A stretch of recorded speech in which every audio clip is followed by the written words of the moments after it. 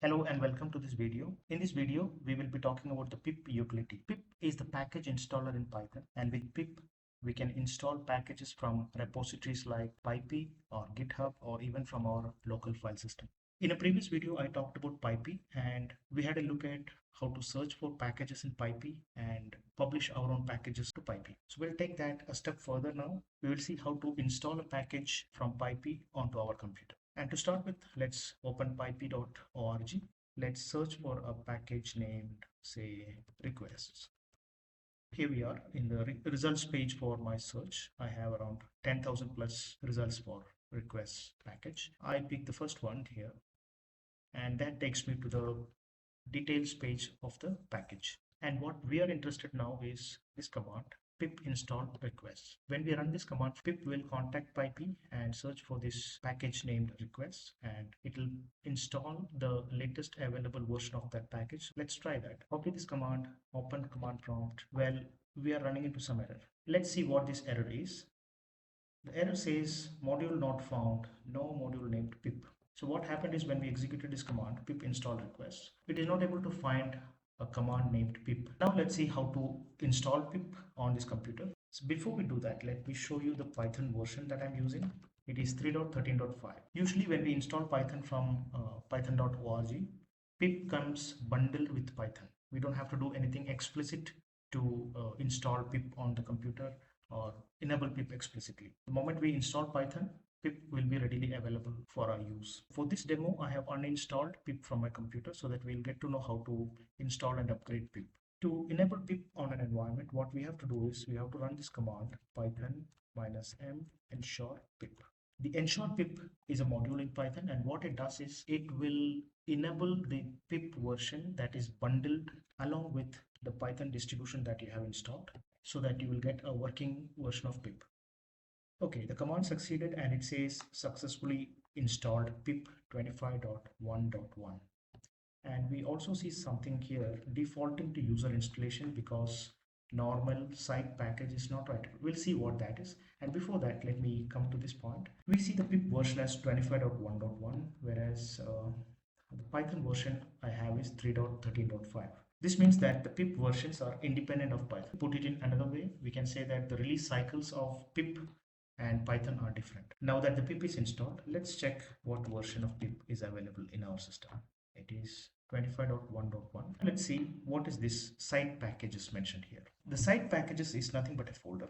This is the location to which Python installs the third-party libraries when we install the libraries via pip. Now let's see where this site package is located. For that, we have to run this command python -m site. This gives us a list of folders, and you can see that two of them have folders named site packages. One is under C program files python 313 lib, and one is under C users username app data roaming python 313. The Python 313 is nothing but the version of Python that I have installed. I have 3.13.5, and that is why this folder name Python 313. Now there are two folders. The first one is my user site package, or it's for the user Babu R. If you are a user ABC, the user site package folder will be c:users ABC app data roaming Python and the Python version that you have, then site packages. So this is your user site package, and the second one is the system site package, which is under your C program files or system folder. And you see two variables here, user base and user site. User site points to the exact same location as the user site packages folder. With this, let's run the command that we tried earlier, which is pip install requests. Now that pip is available in our system, we'll be able to run this command. There you go. The command completed, successfully installed requests along with some other libraries. So all the other libraries here are the dependent libraries of requests. We asked for requests, but the request might be internally needing all these other libraries for it to function.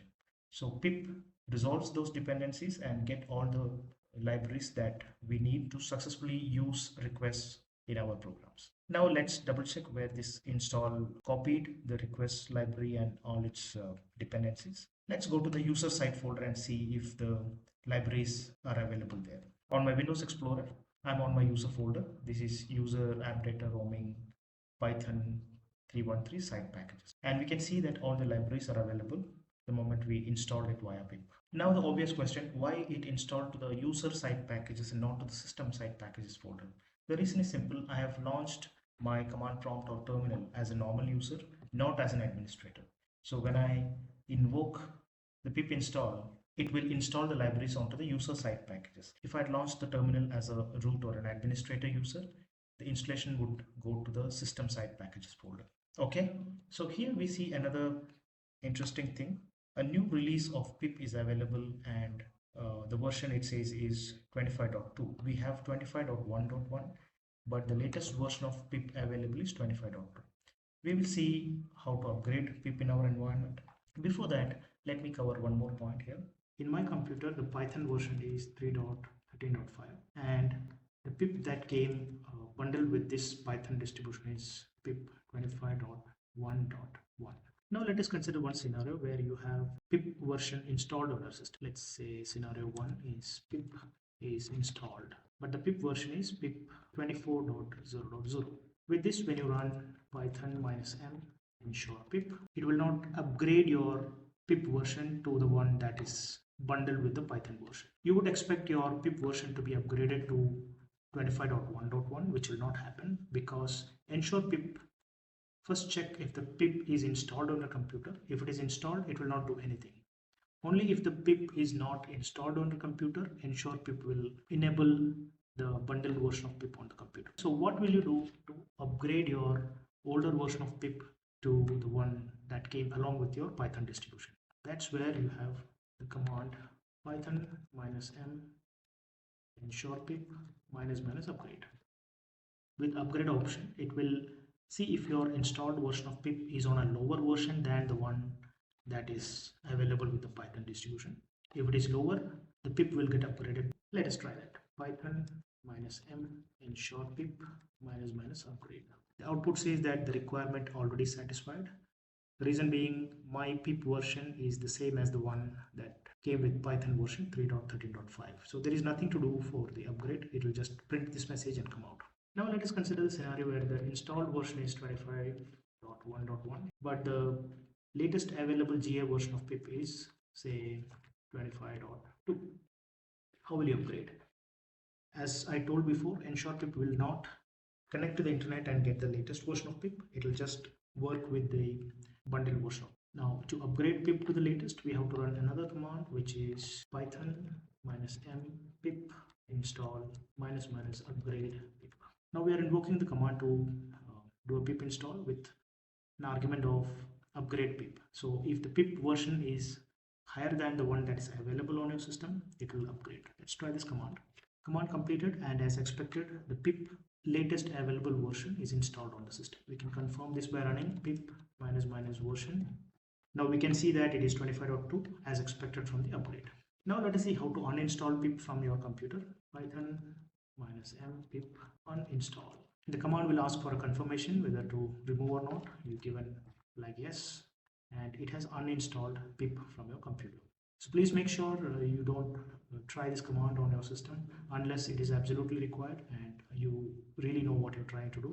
Otherwise, it will uninstall pip from your system. Let us try installing a package using pip. We'll go to pip again, search for the package that we are interested in.